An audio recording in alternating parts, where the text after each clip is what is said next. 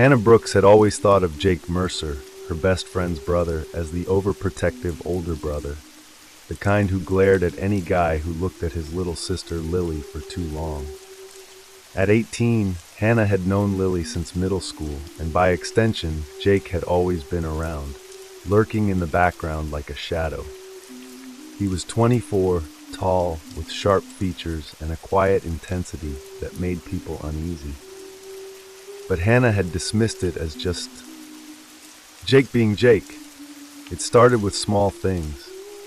Jake would show up unannounced when Hannah and Lily were hanging out, bringing them coffee or insisting on driving them home even when they had other plans.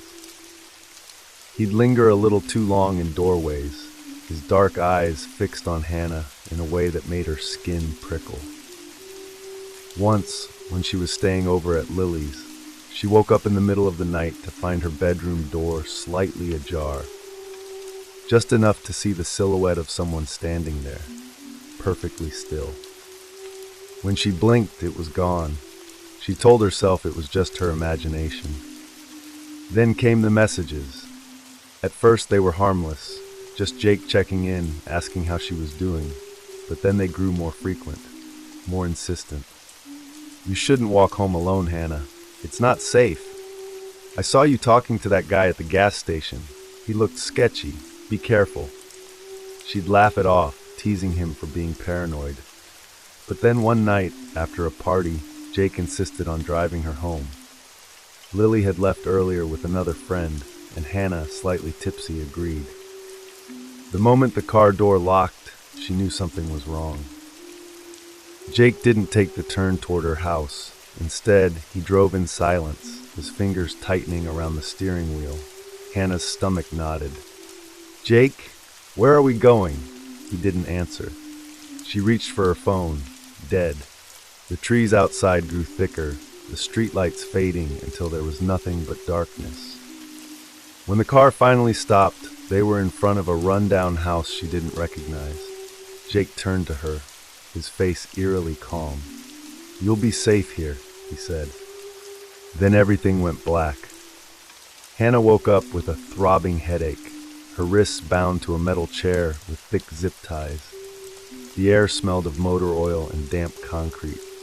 A single flickering bulb swung above her, casting jagged shadows across the garage walls. Tools hung neatly on pegboards, their edges gleaming. A workbench sat nearby, scattered with duct tape, rope, and a hunting knife. Her breath came in shallow gasps as panic clawed up her throat. She tugged at the restraints, but they only bit deeper into her skin. The door creaked open. Jake stepped inside, his expression unreadable. "You're awake." His voice was soft, almost tender. "I was worried I hit you too hard." Hannah's pulse pounded in her ears. "Jake, what the hell is this? Let me go!" He crouched in front of her, tilting his head like she was a puzzle he was trying to solve. "I tried to warn you, Hannah. I tried to keep you safe, but you never listened." His fingers brushed her cheek, and she flinched. "Now I have to make sure you understand." Her stomach lurched. "Understand what?"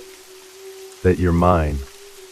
What followed was a nightmare of twisted logic and terrifying intimacy. Jake wasn't just a kidnapper. He was a man convinced he was saving her, from bad influences, from reckless decisions, from herself. He brought her food, stroked her hair, whispered about how much he cared, all while she sat trapped in that chair, her muscles screaming from hours of immobility. But Hannah wasn't helpless. She studied him, learned him. Jake wasn't just obsessive, he was narcissistic. He needed to be admired, needed to believe he was the hero. So she played along. "You're right," she whispered one night, her voice trembling. "I never realized how much you cared, how stupid I've been." Jake's eyes lit up. "You see it now?" She nodded, forcing tears. "I was scared before, but I think I get it." It worked. Slowly his guard lowered. He untied her to let her stretch, though he never let her out of his sight. She pretended to accept his rules, his touches, his sick version of love, all while searching for an escape. Then came her chance. One evening, Jake left to get groceries, locking the garage behind him. But he'd grown careless. The hunting knife was still on the workbench. Hannah's fingers shook as she sawed through the zip ties. Blood trickled down her wrists, but she barely felt it. The moment she was free, she bolted for the door, only to find it dead-bolted from the outside. Her heart hammered. Think. The garage window, small, grimy, but possible. She dragged a toolbox beneath it, climbing with desperate strength. The glass shattered as she kicked it out, slicing her leg. She didn't care. She was halfway out when headlights cut through the dark. Jake was back.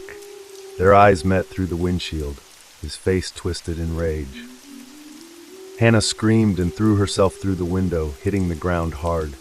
Pain exploded through her ribs, but she forced herself up, sprinting into the woods. Branches lashed at her skin. Behind her, she heard the car door slam, then footsteps, fast, gaining. "Hannah!" Jake's roar echoed through the trees. She sobbed, running blindly, her lungs burning. A ditch sent her sprawling into mud. She scrambled behind a fallen log, pressing a hand over her mouth to silence her gasps. The footsteps stopped.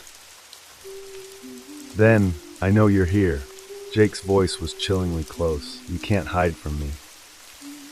Hannah squeezed her eyes shut, praying he wouldn't see her in the dark. A twig snapped right beside her.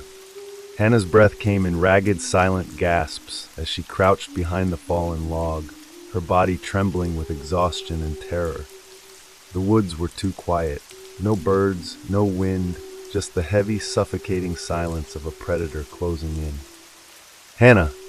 Jake's voice was soft now, almost sing-song, like he was coaxing a scared animal out of hiding. "You're hurt. I can see the blood. Let me help you." Her leg burned where the glass had sliced her, the warm trickle of blood sticky against her skin. She pressed her palm harder against her mouth, willing herself not to make a sound. A crunch of leaves. Closer. Pause. She dared to peek. Jake stood just feet away, his head tilted, listening. Moonlight cut through the trees, glinting off the knife in his hand. His expression wasn't angry anymore. It was worse. Excited, like this was a game, and he was winning. Hannah's pulse pounded so loud she was sure he could hear it. She had one chance, one desperate move. A rock, just beside her, half buried in the dirt. She inched her fingers toward it, slow, so slow. Jake took another step. Her fingers closed around the rock. Now, she lunged up and hurled it with all her strength, not at him, but into the trees behind him. The second it crashed through the branches, Jake spun toward the noise. Hannah didn't wait. She bolted. Branches whipped at her face. Roots snagged her feet. But she didn't stop. She could hear Jake's roar of fury as he realized the trick, his footsteps thundering after her. Faster. Then a road. Just ahead, through the trees. The car's headlights cut through the darkness. Hannah screamed, waving her arms wildly as she stumbled onto the asphalt. The car screeched to a stop, the driver's door flying open. "What the hell?" She didn't let the man finish. "He's going to kill me," she sobbed, clawing at the passenger seat. The driver, a middle-aged man with wide, startled eyes, looked past her just as Jake burst from the tree line, his face twisted in rage. That was all the confirmation he needed. "Get in." Hannah barely had the door closed before the car lurched forward, tires screaming. She twisted in her seat just in time to see Jake sprinting after them, his outstretched hand just inches from the bumper, before the distance grew and he vanished into the night. She collapsed against the seat, shaking, bloodied but alive. For now. Because as the car sped toward town, one terrible thought clawed at her mind. Jake knew where she lived, and he wasn't done with her yet. Did Hannah make it home alive? Or was Jake already waiting for her in the shadows? If you love twisted tales of survival that leave you checking your locks, don't forget to subscribe for more chilling stories that will haunt your nights. And remember, just because you think you're safe doesn't mean you're alone. Until next time, sleep with one eye open.